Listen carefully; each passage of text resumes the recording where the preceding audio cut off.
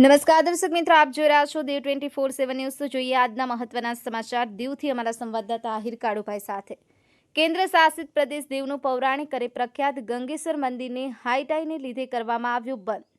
દીવ ખાતે આવેલ ગંગેસર મહાદેવ મંદિરને ચોમાસા તથા દરિયામાં કરંટ અને મોટા ઉછળતા મોજાથી તથા લોકોની સુરક્ષાને ધ્યાનમાં રાખી મંદિરને બંધ કરાયું છે। હાલ દીવનો દરિયો તોફાની બન્યો છે અને દરિયાનો મનમોહક નજારો જોવા મળી રહ્યો છે, ત્યારે લોકોને દરિયા કિનારે જવા માટે સખત મનાઈ ફરમાવવામાં આવી છે। દરિયામાં જવા પર પ્રતિબંધના હોર્ડિંગ લગાવવામાં આવ્યા છે। હાલ ચોમાસા દરમિયાન દીવ પ્રશાસને પ્રવાસીઓને દરિયા કિનારા પર ફરવા તથા માછીમારોને માછીમાર પર પણ પ્રતિબંધ મૂકેલ છે। Bureau report Diu 24/7 news Diu.